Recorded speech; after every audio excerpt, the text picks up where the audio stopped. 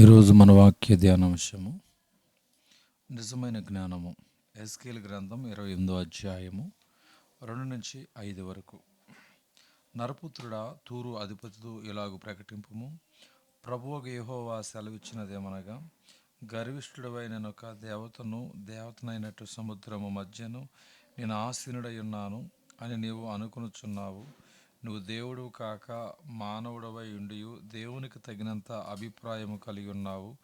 నీవు దాని ఏలున కంటే జ్ఞానవంతుడవు. నీవు మర్మమైనదేదియో లేదు. నీ జ్ఞానము చేతను నీ వివేకము చేతను ఐశ్వర్యము నొందితివి. నీ ధనాగారములో నుండి వెండి బంగారమును తెచ్చుకుంటుని. నీకు కలిగిన జ్ఞానాతిశయము చేతను వర్తకము చేతను నీ విస్తారమైన ఐశ్వర్యము సంపాదించుకుంటువి. నీకు ఐశ్వర్యము కలిగినదని నువ్వు గర్వించిన వాడవైతివి. ఇక్కడ తూరు అధిపతితో చెప్పుతున్నాడు, నువ్వు దాని ఏలుకొన్న జ్ఞానివి, దాని మేలు ఒక జ్ఞానిగా ఎంచబడినాడు. తూరు అధిపతి చాలా జ్ఞానము గలవాడు. ఎంత జ్ఞానం! అతడు ఐశ్వర్యవంతుడు. గర్విష్ఠుడును అయ్యేంత వరకు తన జ్ఞానమంతా తన్ను తాను హెచ్చించుకోవడానికి, తనను దేవునితో సమానుడిగా చేసుకోవడానికి వినియోగించబడింది. క్రీస్తుతో పోల్చుకుంటే ఎంత భేదము! ఫిలిప్పీ 2:6-7 చూస్తే, ఆయన దేవుని స్వరూపం గలవాడై ఉండి దేవునితో సమానముగా ఉండుట విడిచిపెట్టకూడని భాగ్యమని ఎంచుకొనలేదు కానీ, మనుషుల పోలికగా పుట్టి దాసుని స్వరూపం ధరించుకొని తన్ను తానే రిక్తునిగా చేసుకొనెను. క్రీస్తు దేవునితో గల సమానత్వమును విడిచిపెట్టడానికి ఇష్టపడ్డాడు. ఆయన స్థానమును వదిలిపెట్టి ఒక దీనుడైన మనుష్యుడైనాడు.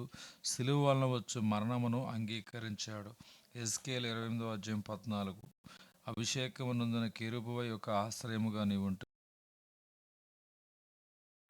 దేవునికి ప్రతిష్ఠించబడిన పర్వతం మీద నీవుంటివి. కాలుచున్న రాళ్ల మధ్యను నీవు సంచరించుంటివి. దేవుని దృష్టిలో సైతాను పరిపూర్ణుడైన కెరూబుగా జీవించాడు, కానీ అతడు దేవునితో సమానుడిగా ఉండవలనని కోరినాడు. యెషయా 14:14 మేఘమండలము మీదకెక్కుదును, మహోన్నతునితో నన్ను సమానునిగా చేసుకొందును అని నీవు మనస్సులో అనుకుంటివి కదా. గర్వము మొదటి దూతకు, పరలోకపు గర్వమే అతని నాశనము. దేవుడు చాలా ఔదార్యము గలవాడు. మనకు ఆయన తనతో సమానత్వం ఇవ్వాలని కోరుతున్నాడు. సృజించబడిన వారు ఆయనతో సమానులుగా ఉండుటకు పైకెత్తబడిరి. క్రీస్తు తన సమానత్వము నిచ్చివేయడానికి సిద్ధముగా ఉండినాడు. ఆయన భూమి మీదకి వచ్చి ఒక పేద పశువుల పాకలో జన్మించాడు. దీనత్వము గొప్పతనానికి గుర్తు.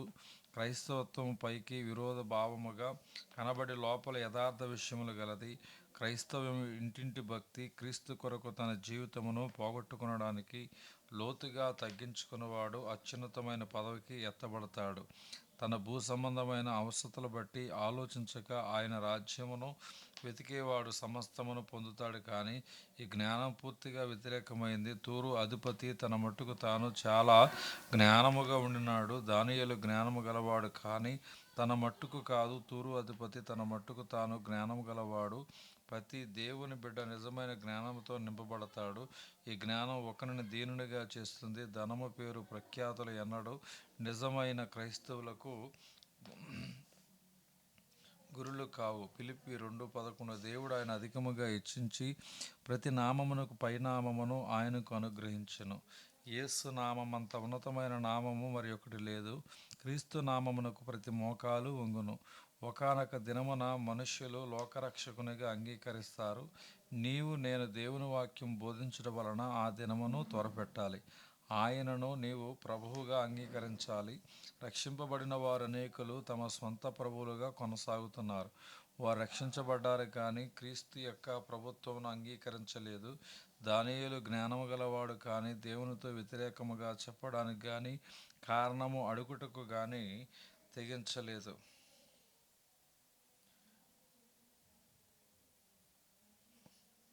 ఆయన దేవుని దగ్గర నుండి సలహాలు పొందు నిమిత్తము తను తాను కాపాడుకున్నాడు.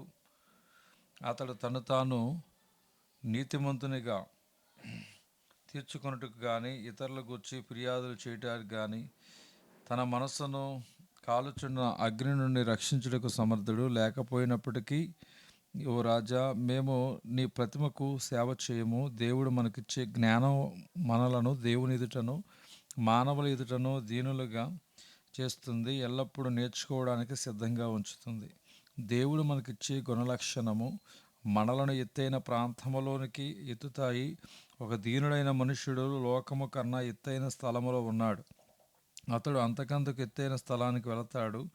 క్రీస్తు దీనుడై ఉండినాడు, తన్ను తాను రిక్తునిగా చేసుకున్నాడు.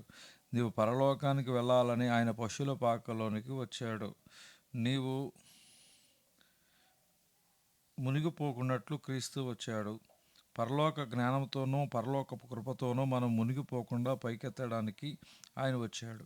దేవుని కోరికలకు మనలను మనం అప్పగించుకోవాలి. మనం దేవునితో సమానులుగా ఉండడానికి తగిన జ్ఞానము మనకున్నదా?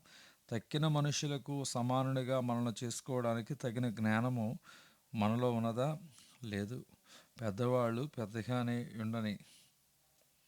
క్రీస్తు వంటి స్వభావం నీ గురిగా పెట్టుకో. మనము ధనికులం అయ్యేటట్లు, మనము గొప్పవారం అయ్యేటట్లు జ్ఞానులముగా ఉండవద్దు. పేదరికములో సంతోషం ఉన్నది, కానీ దేవుడు మనకు ధనమిస్తే అది ఆయన రాజ్యమును వ్యాపింప చేయడానికి వాడాలి. దేవుడు కొద్ది వాక్యము దేవుడు దీవించునుగాక. ఆమేన్.